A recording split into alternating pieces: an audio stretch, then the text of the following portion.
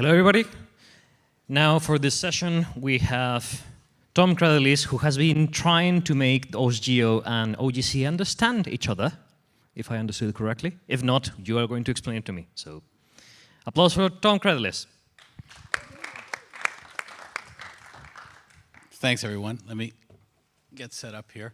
So I'm giving this presentation in concert with Kodrina and Angelos, who will be giving you an update on the OSGeo and OGC Memorandum of Understanding, as well as some of our activities in the last year.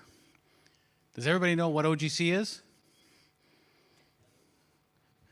Come on. Okay, great. Well, we'll give you an overview. Yes, exactly. Now we'll give you a bit of an overview. So I will start off. We'll give you an overview of the activities and the collaboration. And we'll give you an update on the recent activities since the last time we made this presentation, which was at the last FOSS4G in Florence. And then we will provide you some inspiring notes around getting involved and what next steps could be. So, standards, OGC standards, interoperability. As Cliff Klotman from the Open Geospatial Consortium said decades ago, interoperability does not happen by accident.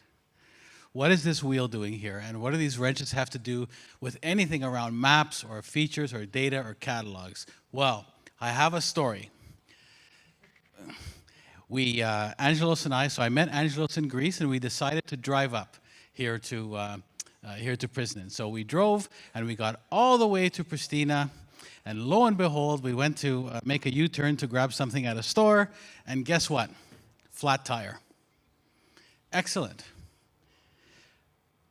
Within 2 hours, we had fixed the tire, or somebody else had fixed the tire, and we watched, and we were able to put the tire back on, and everybody was happy after that. It wasn't a happy moment at the beginning, but it ended up being a happy moment. Why? Because of interoperability. We didn't have to worry about what screws and which bolt from this car that came from Greece that is now in Kosovo. Everything just seemed to work. So interoperability doesn't happen by accident. It's very important that we're able to communicate on so many different levels. If anybody wants the real behind-the-scenes story, meet me at the gala and it will be a bit more colorful. I apologize to Angelos in advance. So, the OGC and OSGeo collaboration. We've had a memorandum of understanding with OGC for quite some time. In 2022, we renewed the memorandum of understanding, and we had some very exciting news on what the specifics were. OSGeo in the land of OGC went from a single-digit number of individual memberships to a full organizational membership. OSGeo, all these O's. OSGeo has now an associate membership at the OGC that puts us at the table as an organization. We can, any of us in OSGeo who are charter members are able to work in standards working groups now, are able to work in domain working groups. So if you want to work on an API standard, something bugs you about it and you want to get involved, you can do so under the OSGeo umbrella. If you wanted to work in a domain working group who are using the standards and work on those issues, you can do the same. You have votes in those groups. You are able to vote on how things proceed. So you're able to help shape how things are going to work, in OGC.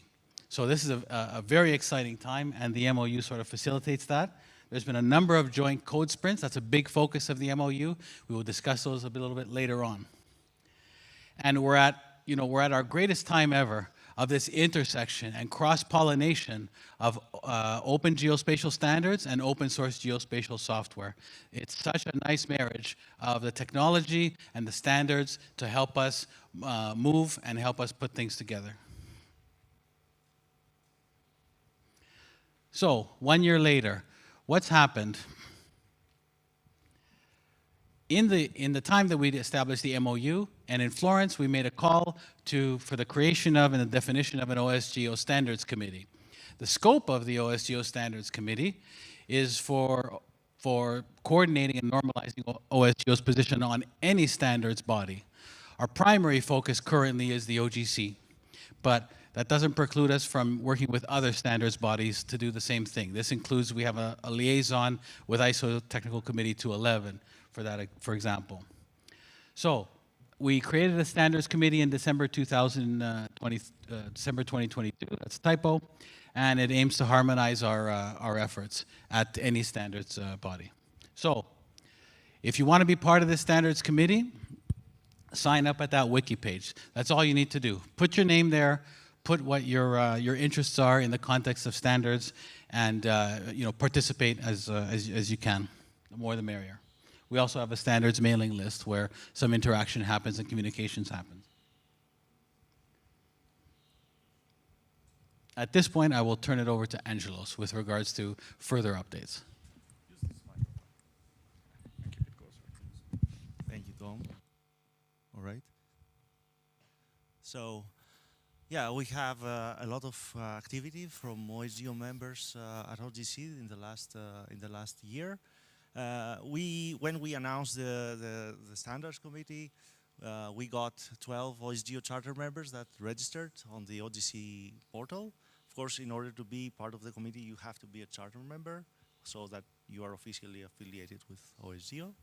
And then we had 2 OSGeo charter members attending the OGC meetings in the last few months.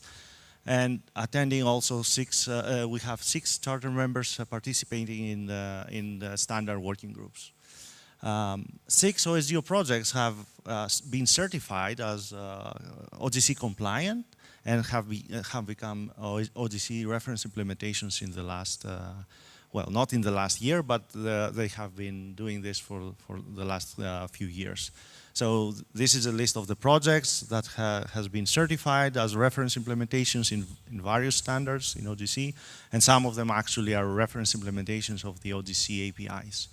So we are trying to be there also for developing the new APIs and to be there on how the standards are evolving.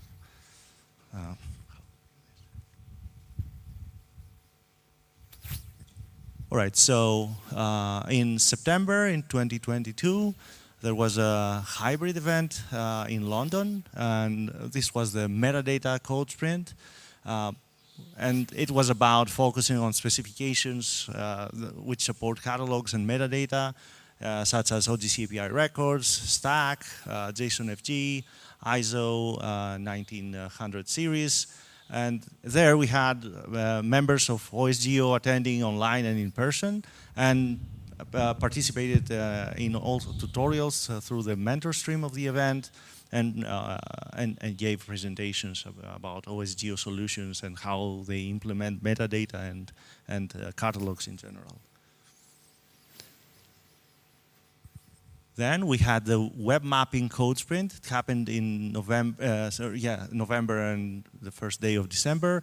It was also a hybrid event. It was held in Brussels, Belgium. And there we focused on specifications about the maps on the web. Again, we had several OSGeo charter members attending and, of course, presenting tutorials and being mentors for participants that were sometimes new to how code sprints work. So we are using our code sprint experience and we are passing that to OGC through mentoring participants there. Then we had the QGIS Hackfest that happened in April 2023, where we had meetings and a session about OGC API and how this is becoming developed currently in QGIS and how it's supported in QGIS. And of course, again, we had 2 pull requests and 2 feature requests that were integrated in QGIS core. And of course, we had the joint code sprint between OSGeo, OGC, and Apache Foundation, which was a hybrid event also. It happened in Switzerland. And of course, you can see here Tom presenting a GeoPython project and Ivan presenting his work at the meeting through the web. For this joint code sprint, we had 162 registered participants online and in person. We had 12 OSGeo projects participating and a big number of issues and pull requests that happened. And this helps us continuously grow both OGC and OSGeo. And OSGeo, on our side, we are trying to help with the software development as much as possible. And this is a list of the projects that were participating in this joint code sprint. Okay, now I'm passing to Kodrina. Thank you. So, I have to push here. Okay. So from OGC side, Team Engine is still going through the incubation process. Team Engine is an important tool for testing web services and other resources written in Java. So it's still in incubation. It's a community project. Sorry. Where? Okay, so next steps in getting involved, exactly as Tom was saying, this is a wonderful marriage, but it works only if we all participate, so involvement is essential. So there are a few opportunities for that. You've seen what we've done until now. For next steps, we would like to raise your awareness related to the code sprint organized by OGC at the fourth quarter of this year. It is open to all OGC working groups. It is led by OGC staff, and it will be held in Europe, and also there are, of course, sponsorship opportunities. Call to action interest for our OSGeo charter members. So you can participate in the innovation programs of OGC. The open size persistent demonstrator would be, I would believe, something very of interest for the OSGeo community. Also, of course, the climate resilience pilot. Please join, vote, and lead, and not only for the standards, but also for the domaining working groups. Making your software OGC compliant brings, of course, market advantage to your project. Lead and participate in code sprints, and Angelos mentioned and explained very well why this would be important for the OSGeo project. And important, communicate OSGeo interest, as Tom was mentioning. In order to be in OGC, to participate in OGC under the OSGeo umbrella, you have to be a charter member. So that is the only condition actually that OSGeo makes. So to make sure that the OSGeo voice is, like we like to say, heard. Why do we want to cooperate?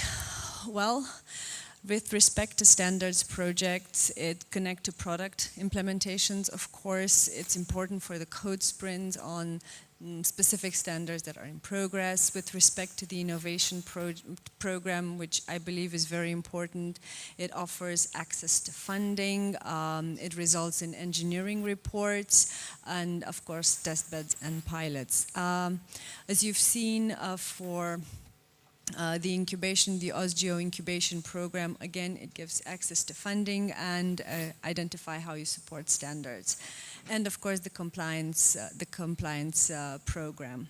And there is still the need of reference implementations, and a lot of them are coming from the open source ecosystem, let's say, even if they are not part of the OSGeo family yet.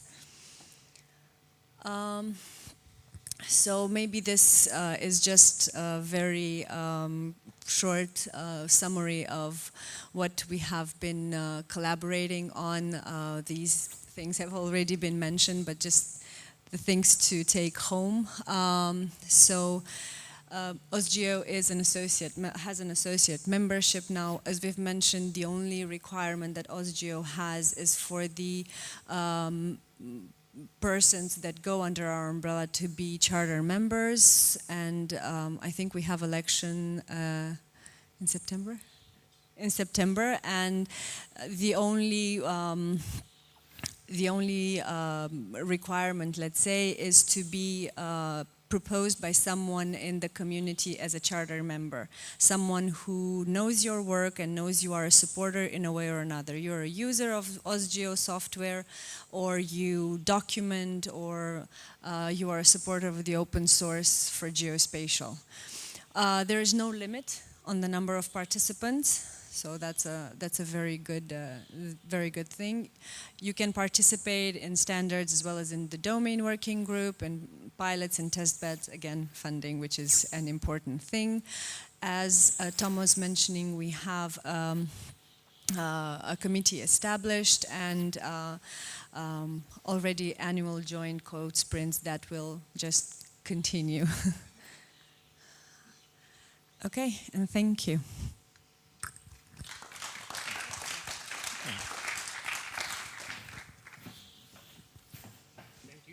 Tom, Angelos, and Karina for this talk.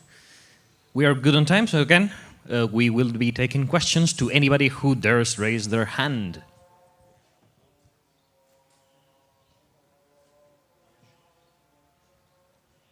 I want to know, when the flat tire happened, are there photographs of that? Yes? It's a real photo. It's an actual. Yeah, it's a real photo. It's a real photo of the flat. Okay. Of the fixed flat. Yeah, definitely. It's over there. If anybody wants to see it, it's just right there. That's, yeah. Yeah. Would anybody be interested in maybe joining the standards committee and helping move forward our interests on the OGC standards, or making your software OGC compliant and moving that forward through OGC for that matter? You want to participate in code sprints, either hybrid or in person? I mean, feel free to get in touch. There's a lot of opportunities and a lot of action happens. I mean, for some of us who have been around for a while, I mean, this is a very different time in OGC. With regards to open source and open collaboration, and it's a fantastic opportunity. So I would urge you, if you have interest, to definitely get in touch. So yeah, I have just one comment about the values of this participation, because that's in addition to the funding access you can find somewhere else, and the possibility to integrate your software. I think that one of the key values is that you are on this cutting edge of the technology, so you know where it's going if you participate in the code sprint and innovation activities, because that's where we are materializing the ideas of the sponsors mostly, and the visions of the future. So that's the added value. And that's straight from OGC. So thank you for the comments.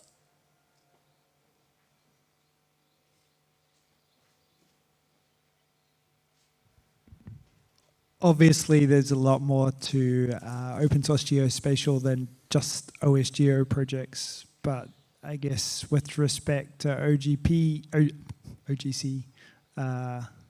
people are representing OSGeo, or any project can kind of participate as long as you're an OSGeo charter member? Yeah. You don't need to have, so let me just clarify. I think, to repeat, I think the question is, does your project needs to be an OSGeo project per se? The answer is it does not. You do need to be a charter member, so there's an added impetus for charter membership there, but you do not need to be an OSGeo project. We'd love it if you were, and I think going through and working with OGC would probably help you a lot in getting there, but it's not a requirement. Yeah. I could answer that myself, because I'm not, I don't participate in any big OSGeo projects, but I have participated in some OGC code sprints, and I just write proof of concept and crazy experiments. I do the fun stuff, and you can do the fun stuff too with OGC. Thanks for that testimonial. Thank you. I have something that maybe qualifies as a technical question. I've been wondering all the time, I've been asked many times to like standardize a mobile application, an open source mobile application with WFS transactional. And it scared me so much that I never accepted to work on that because I was not able to quantify how much I should be paid for that. So I always was scared to get in touch even with a standards working group because of these huge things where I would not know how much it would take me. And I was wondering if getting in touch now and the new OGC-Geo API would make this a bit more human for, let's say, medium developers? That's a good question. So if I understand correctly, how do the OGC APIs compare to doing things like transactions? So I do want to say to you, we have good news. The nightmare is over. Now there's a more low barrier and lighter weight approach to do something like a transactional client for mobile, and OGC has something called OGC API Features Part 4, which is create, replace, update, and delete. And it would it's a clean. In fact, all of the OGC API standards are a clean break from the first generation OGC web services. So it's much different and much lighter and much lower barrier. And I don't know if anybody else has any comments on that, but yeah, I don't think anybody will disagree with that. Yeah. We still have a bit of time for questions. So, Tom, we had a discussion online a few days ago with Jody Garnett, if I remember correctly, regarding OGC API features support in GeoServer. In GeoServer? I recall. Yes. And yes. the problem that Jody is facing, and I guess some other people are facing as well, is they don't want to implement the draft standard because they want to wait for the actual standard to be established and set in stone. But at the same time, the standard cannot be set in stone until there are more implementations. So how can we fix that? What's the way to go forward with this? How can you convince developers to go and implement draft standards, being a bit risky? That's a good question. There's definitely a chicken and egg reality that goes along with that. Not all of us have the time to jump on an airplane and hack for a week and go home and have no output with regards to delivering a product for our clients. I can't speak for everyone, but I speak for myself in that there's a lot more open collaboration now, and helping developing these standards and developing tooling around these standards earlier than later gives the standard a much better chance to be solid earlier. So we're in a different era now. We're not at the era where we develop the standards and they would take maybe 3 or 4 years and they've never been tested deeply, and they go out and then you have issues and then you have versions and versionitis. Now we have a situation where we have a draft, we get together, it's all about sprints now. Let's sprint together, let's get in a corner, let's get in a room, let's hash this out. We have clients, servers, decoders, encoders, and so on. So I think it's a little easier to bring a product to market with a lot more confidence that the standard that you're implementing will be quite close to what it is at the current time. I mean, that's the risk that I took, and the leap of faith, if you will, and I found that it's been successful that way. So yeah, it's much different than before. Yep, thank you. I think Mike has a comment. And if there are no more questions, which I believe there aren't, or do we have more comments? I have a comment because at least that's what I believed, that if you are developing the standards, or you are participating in the working group, it makes, as Katrina mentioned, your voice heard. So the standards actually reflect what you need also. So, you can wait and maybe you will be happy with the output. And if you jump in the working group on this code sprints, you actually can express where do we want to go, for good and for bad, because it can prolong also the process. So everything has two sides. Exact. I think that with that, we're going to close the session. So thank you again, Tom, Angelos, and Corina.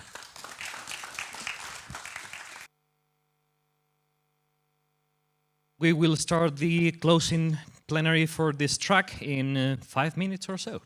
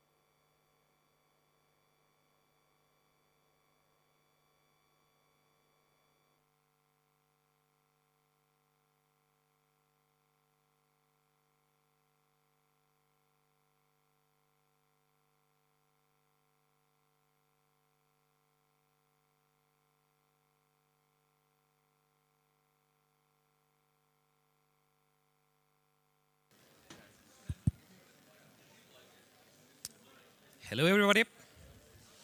Hi. So before we begin the final talk of this track, I have a couple of quick announcements. When this talk ends at 5:30, at 17:30, we will be having a group photo. So don't go to your hotels to rest or anything. No, you go to the registration area and to all the area in front of the main building to get the group photo done. Just after the group photo, we will be having the book raffle from one of the sponsors. So stay around inside the main venue if you have been participating in the book raffle. After that, the gala dinner will start at 6 p.m. in the main building or the restaurant? Here in the outdoor area? Okay, so that's it. When the talk ends, go to the main building and then stay around for the book raffle, then come back here for the gala dinner. Is that clear? With that said, let's give a warm welcome to Said from the Humanitarian OpenStreetMap team.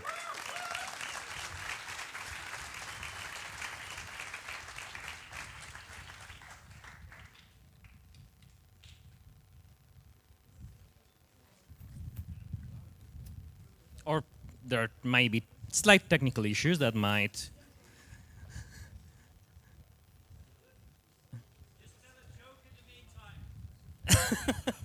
I'm not the funny guy.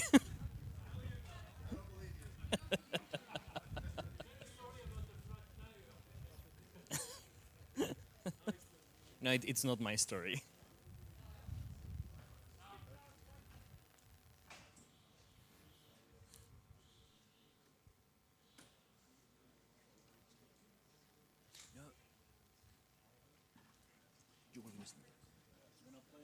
Okay, but my presentation is not there.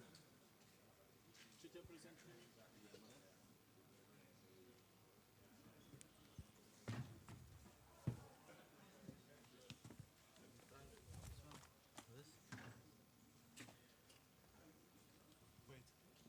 Yeah. Cool. Hello, everyone. Hello. That's beautiful sunny day. Thanks for staying that long. It was long conference day, but I'm going to talk about Turkey and Syria mapping response today. So I'm Said. I'm part of OpenStreetMap community Turkey. I'm part of Yer Çizenler, which is the organization raise awareness of open data, OpenStreetMap in Turkey. I'm a geomatic engineer, passionate OpenStreetMap editor. I've been contributing project more than 10 years, and I'm so happy to be here and giving this keynote speech. I didn't sign up for this, but I'm so happy that I'm doing it. Thank you.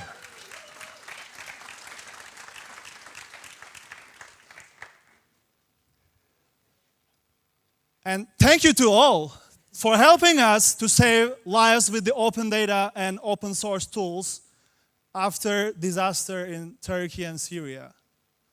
I also want to thank all the contributors and from Yer Çizenler who helped me as a team that we respond disaster in Turkey. I just want to ask if my teammates can just stand up, and I just want to give them shout out. Batuhan, Orkut, Can, Oğuz, where are you?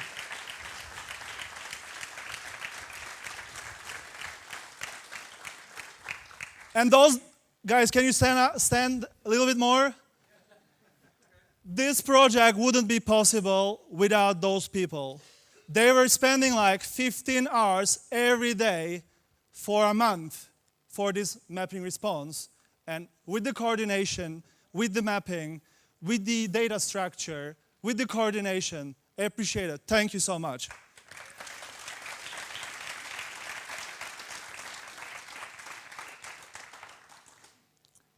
I just want to share. Yes, please. Thank you. Thank you so much. All right. So this is the map of Turkey. I'm not sure if you are familiar with the Turkey, and this is the epicenter of the earthquake. So on 6th of February, 3 a.m., Turkey and Syria hit one of the most powerful earthquakes in their history. It was 7.8 magnitude, and it affected 13 cities in Turkey, 6 cities in Syria, and more than 13 million people were impacted from these earthquakes. All right. The map of Turkey may not sense maybe to you where you are from, I don't know. Last week I was in the US and they asked me, where are you from? I said, Turkey. What is it? What is that? So they have no idea. In case, I just share some map here so you can see the fault line where the epicenter happened. This is the east part of Turkey, and then you can see also Syrian border in comparison to other locations. And then, so basically the fault line was that long from Manchester to London, and almost all the country from the South Korea. Does it make sense? That was destructive. That was difficult to coordinate. And that was one of the reasons that we lost so many lives and we have so many injured people. Yeah, destruction was real. And that's the only picture which we can see. Unfortunately, I couldn't be there physically and then supporting the coordination on the field, but pictures were horrendous. Cities were flattened. It was scary. And all of the people whom I know, they went to the area, they got a trauma. They couldn't adapt the social life. They questioned their lives. That was the scale of the event. That's only one aerial imagery, but imagine that 13 cities pretty much like completely flattened.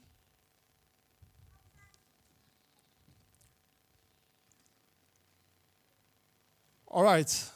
Unfortunately, we lost more than 50,000 people after this disaster in Turkey and Syria. Those are not only numbers, those are lives, those are families. Each of those numbers are affecting like so many lives. And more than 120 people need to continue their life with the injuries and disabilities. 5.6 million were displaced, and they cannot really live anymore at their houses. Either they're relocated to elsewhere, or they're staying in the temporary houses.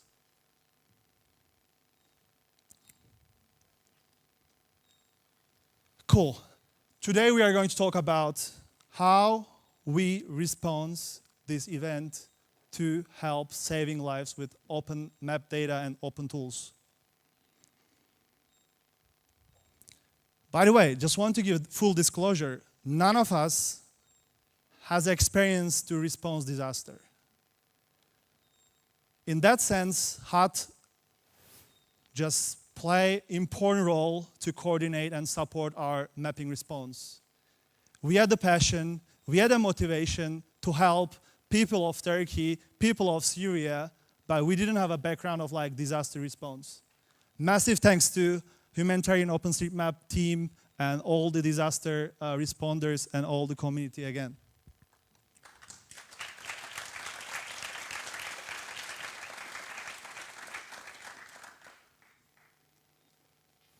The overall goal of our mapping response to complete open geodata infrastructure of the event area. As I mentioned, that event area was huge. And unfortunately, the event area wasn't mapped at all. So you are seeing map of Kahramanmaraş, where is the one of the epicenter. Basically, there was not only one earthquake, there was consecutive of them. One of them was like 7.8, another was 7.5 magnitude. It was an aftershock. It was 2 massive earthquakes. And this city has 1.1 million people. And as you can see, not this one, this is after we mapped. So there are like hundreds of buildings which represent all the 1.3 million people in this city. This Kahramanmaraş wasn't alone. There were like 13 cities in Turkey and then 6 more in Syria. Here you can see after all the geo infrastructure, open map data infrastructure was completed, including buildings and missing roads. Our overall goal to complete geodata infrastructure before and after the event. If we would have ready for this disaster, we would have already these buildings mapped and missing roads were mapped. But unfortunately, it wasn't. When you are responding emergency, it's so hard to prioritize. And yeah, we're going to talk about it in the challenges. All right. Why do we need geodata? Any thoughts? Why do we need geodata? Without accurate and complete geodata, planning, rescue effort, humanitarian response, recovery response, and then understanding the damage are almost impossible. You need geodata, you need map to start with. What if you don't have a map? Yeah, you have no option. You have to map.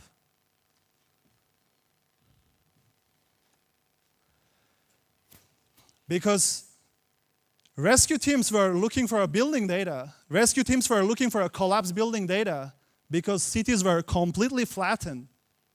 They don't know where to start with. They don't know how to plan it. That's why we need a map.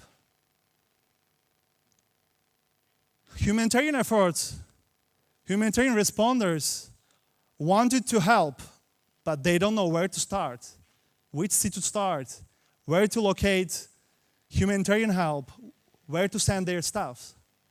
They needed a map. So we need to map. Recovery planning was critical. So more than 13 million people were impacted. I'm not saying that they lost their lives, but they were impacted. They didn't have houses. They need shelter. They need food. And then, so they need temporary place to stay. And then, what are the best places to build a temporary sites? You need map to understand where to locate those temporary sites. Also, to document the damage of the destructive earthquakes, you need also map to associate where you have the most damage and then what's the scale of the damage. In order to structure all of those requirements, we needed a map. So we have to map.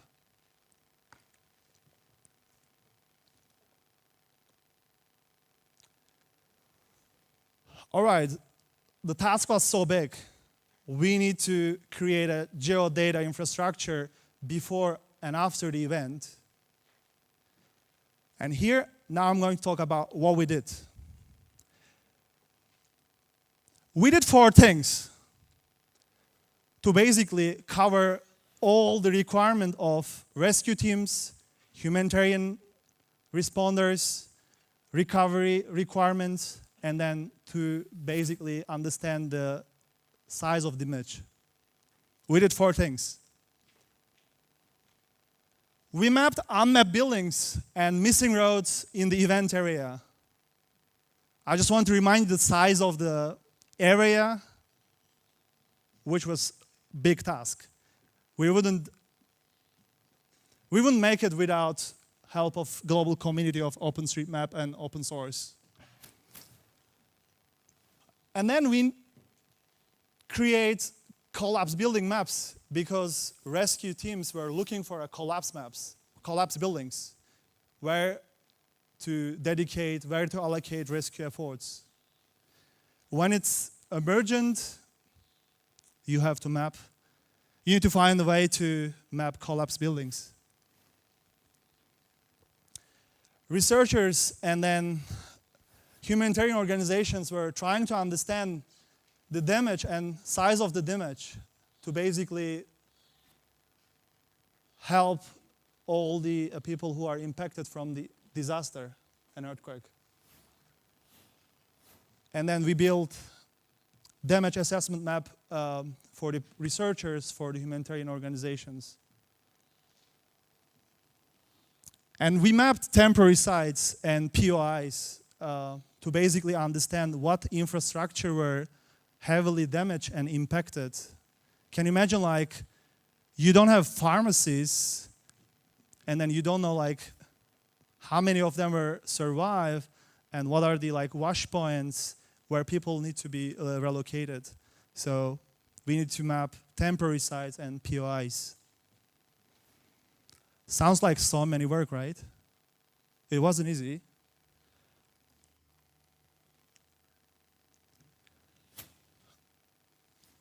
Okay, here you are watching all the mapped buildings in the event area.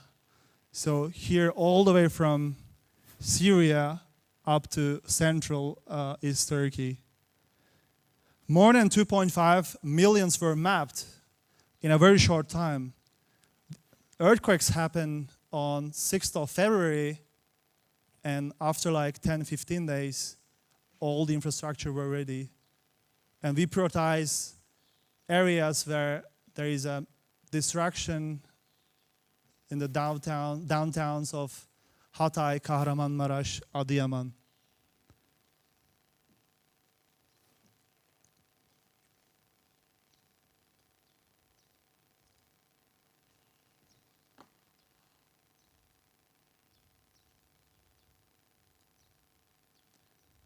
All right, buildings were essential, but there were more essential map features that we need to map. So we mapped more than 48,000 kilometer unmapped roads to help humanitarian efforts to basically get to the area where most of the navigation map will not operate due to lack of internet and connectivity. And I don't know any other disaster response where more than 9,000 volunteers were activated. I hope we will not to activate those amount of volunteers once again for any area, but we appreciate their effort.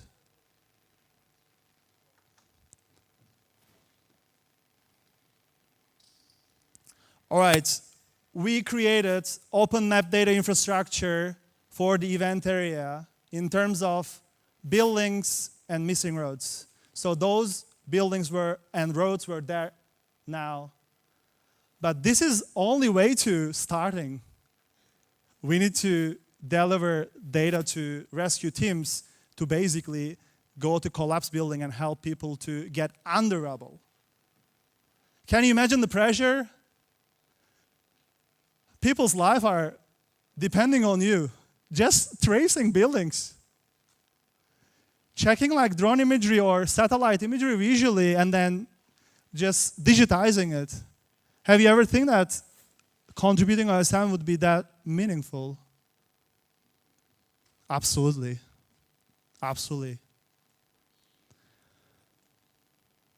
Here you are seeing map of Hatay, and those collapsed buildings were digitized from drone imagery. Guess what? We didn't have access to satellite imagery immediately, so we need to acquire drone imagery as well. Another city here, Nurda, another town, which is fully flattened. That was one of the city like highly impacted.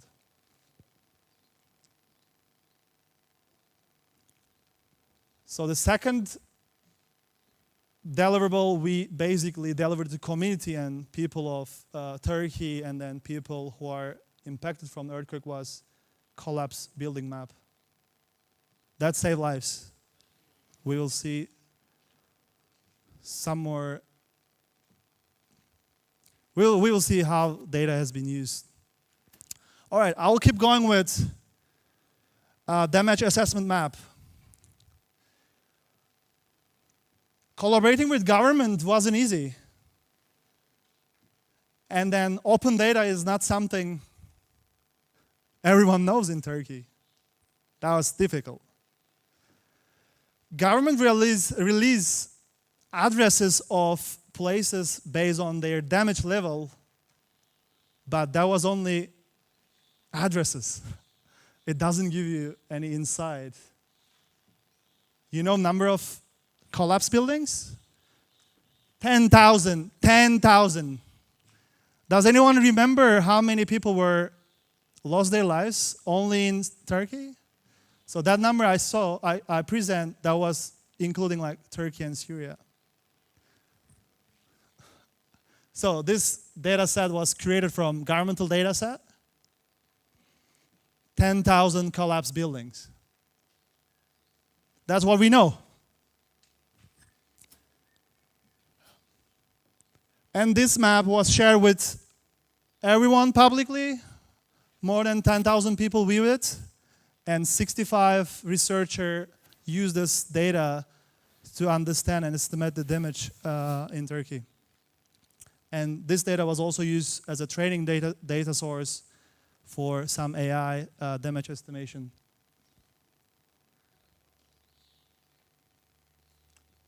All right, we just talked about damage assessment map. SafeGraph is a company, was generous to share their Turkey POI data with us.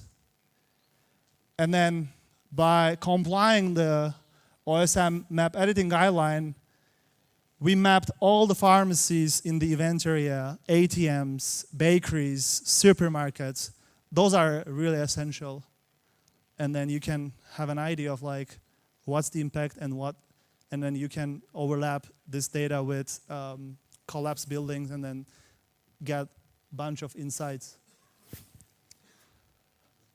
On the right-hand side, you are saying just park. That was park, but now it's home. It's home for thousands of people.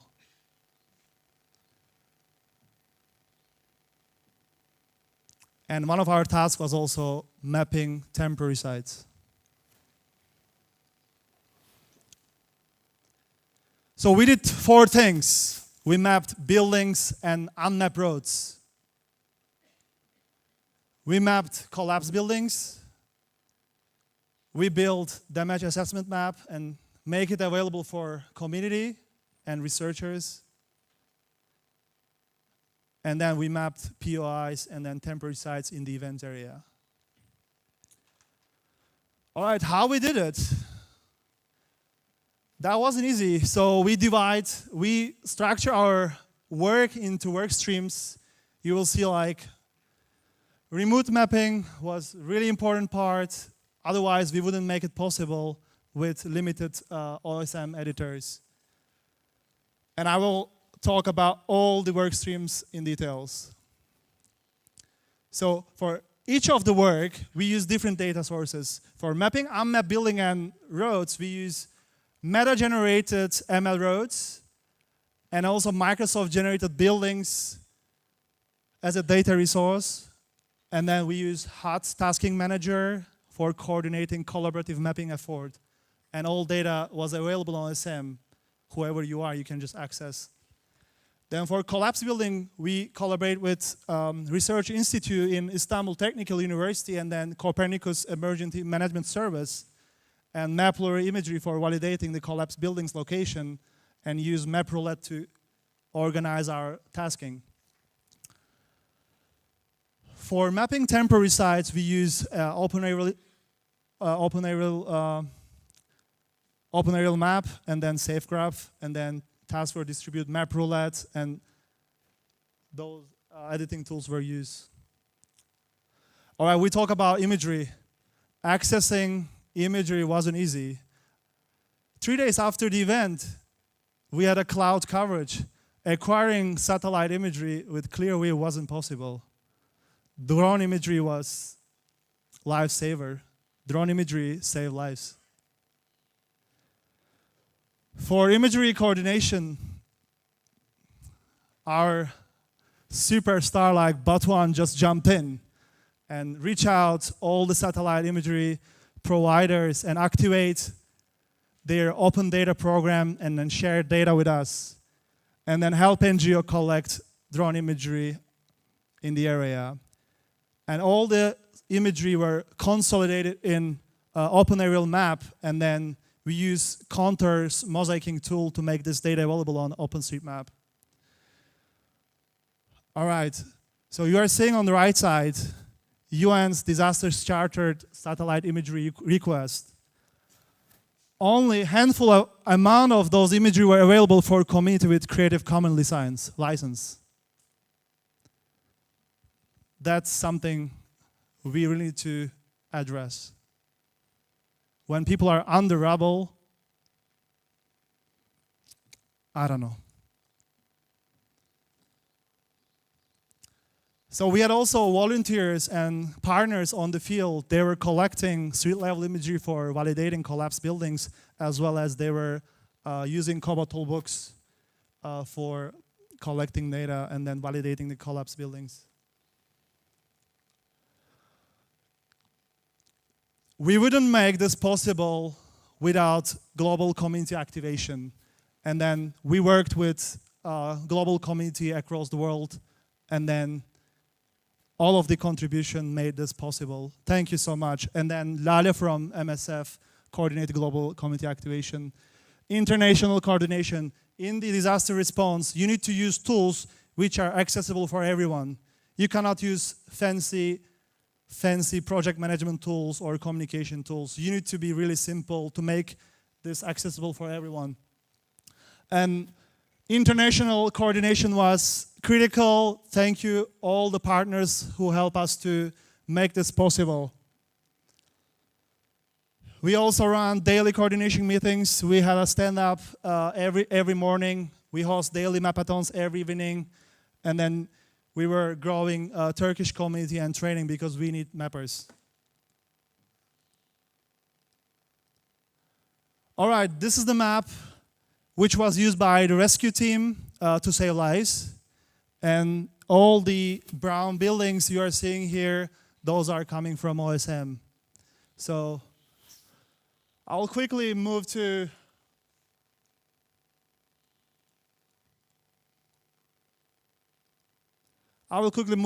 challenges. Accessing geodata was one of the biggest challenge for us. We didn't have geodata available, so we need to map. I already addressed this post-event satellite imagery issue. This is open to discuss. I'm happy to give feedback further. And licensing incompatibility with ODBL. So you have an imagery, you can see it, but you cannot share it with the community. That was difficult. Prioritizing the scope of emergency was hard because the size of area was so big. And we need to be brutal to prioritize the areas. Data validation was beyond our scope. Massive thanks to humanitarian OpenStreetMap team for supporting us with the data validation as well. And then there was almost no awareness around OpenStreetMap at governmental level or local NGO level. And we were trying to explain governmental officers what is OpenStreetMap. That was extra work for us. All right, lesson learned. Now we are running preparedness projects for being ready for any kind of disaster strikes. And then we're working on emergency mapping response plan. And then we are identifying key stakeholders where this data might be useful for future disasters. And we want to show power of OSM to everyone, which we learn after this disaster. yeah, we are working on like trying to find a way to request emergency drone imagery, either create our own team or teaming up with drone communities. Yeah, you need really talented and advanced mapper when there is a disaster. They need to own work streams and projects. Otherwise, high number of volunteers will not mean good quality of data. So we want to invest building advanced mappers community. And then that was really hard to remember. We need to pause and rest. We are a human, and then we need to avoid burnouts and take a moment, take a walk, take a run, that we could sustain this emergency and recovery response longer and sustainable. Thank you so much. I appreciate it. I hope that was helpful.